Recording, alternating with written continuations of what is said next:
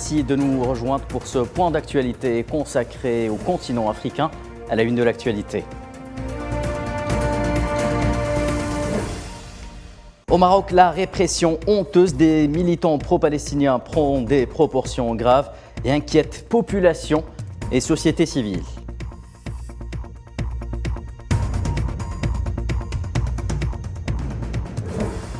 La Libye, par la voix du Conseil suprême de l'État, appelle à soutenir la plainte de l'Afrique du Sud à la CIJ contre l'entité sioniste pour ses crimes perpétrés à Gaza.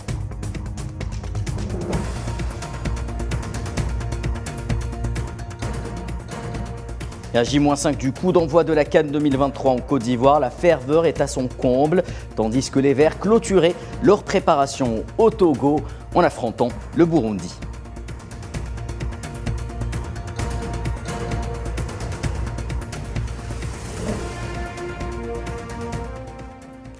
Mesdames, Messieurs, bonsoir. Le président algérien Abdelmadjid Tebboune a reçu ce mardi au siège de la présidence le chef de la délégation de l'Union européenne en Algérie, Thomas Eckert.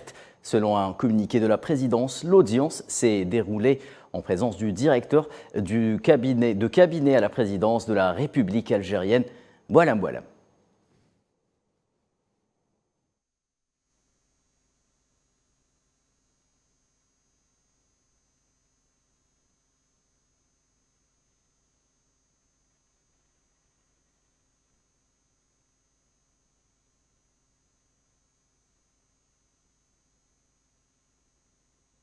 On était d'accord sur l'intensification de nos relations dans tous les domaines, commercial, social, sécuritaire et politique. Nous étions d'accord que l'agenda algéro-européen propose une multitude d'opportunités pour aller vers des relations plus approfondies à l'avenir. Nous sommes d'accord qu'il faut explorer de nouvelles voies vers de nouveaux projets dans les domaines mentionnés. Je vous en parlais tantôt en titre. Au Maroc, la répression des autorités vis-à-vis des mouvements de soutien à la cause palestinienne et le rejet de la normalisation avec l'entité sioniste inquiète de plus en plus la population marocaine au même titre que la société civile. C'est dans ce contexte que le Front marocain de soutien à la Palestine a condamné la répression violente qui a ciblé une manifestation pacifique de soutien au peuple palestinien tout en appelant au respect des libertés fondamentales et du droit constitutionnel relatif aux manifestations pacifiques.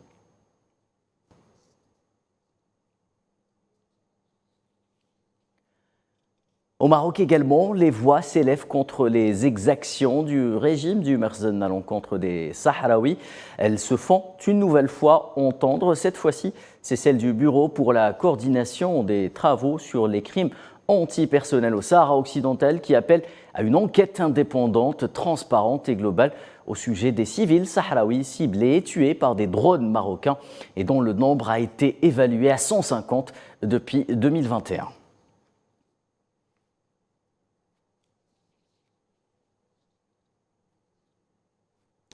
Direction la Libye, où la reprise du secteur des hydrocarbures a fait beaucoup de bien aux finances du pays.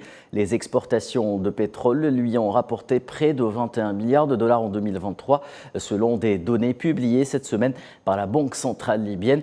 Dotée de réserves pétrolières prouvées les plus abondantes en Afrique, la Libye compte capitaliser cette manne financière afin de relancer l'ensemble des secteurs économiques du pays et le remettre sur la voie démocratique en allant vers des élections.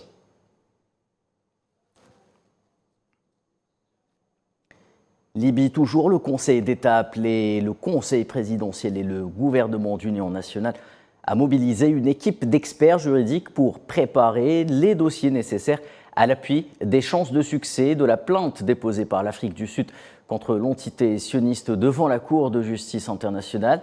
Des lettres ont en effet été adressées dans ce sens par le président du Conseil suprême de l'État, Mohamed Tekala, au président du Conseil présidentiel, Mohamed Al-Menfi, en soutien à l'initiative sud-africaine pour laquelle des auditions sont prévues les 11 et 12 janvier. Tekela a également souligné dans ses deux missives la nécessité de déployer tous les moyens pour prendre les mesures nécessaires afin de formuler un effort arabe et islamique commun qui converge vers cette position.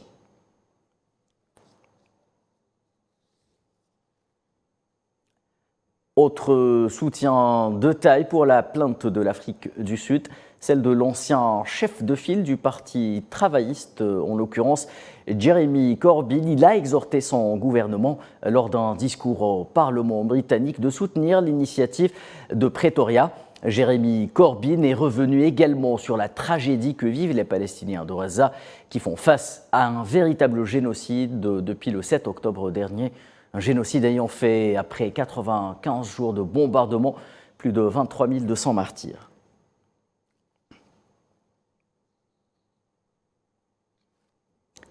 Salem Bazoum, fils du président nigérien Mohamed Bazoum, renversé le 26 juillet dernier et jusque-là maintenu en détention avec son père, a été libéré lundi et se trouve actuellement au Togo.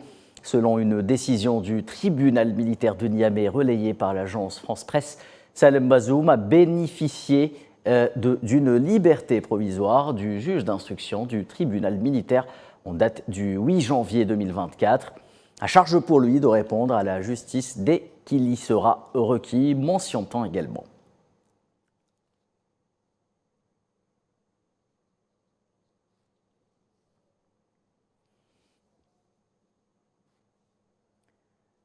Au moins 17 personnes, dont 4 militaires, 1 civil et 12 assaillants, ont été tués en République centrafricaine dans un affrontement entre les forces armées centrafricaines, les FACA, et des hommes armés.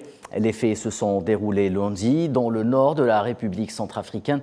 Un violent affrontement entre les FACA et des hommes armés a été signalé à Kabo, une ville située dans la préfecture de l'Ouham-Fafa.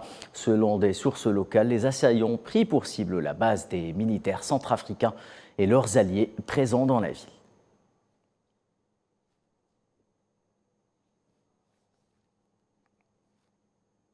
Et à quelques jours seulement du début de la Coupe d'Afrique des Nations de football en Côte d'Ivoire, la ferveur est à son comble du côté de Bouaké, ville qui abritera les matchs de l'équipe algérienne.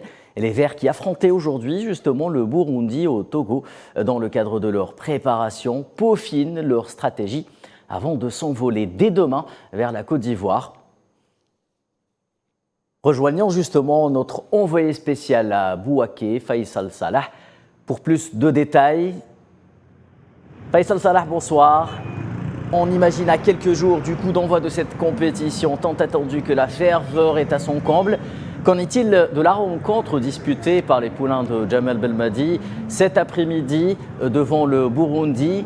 Une rencontre, rappelons-le, qui clôture la préparation des Verts avant de s'envoler vers Bouaké.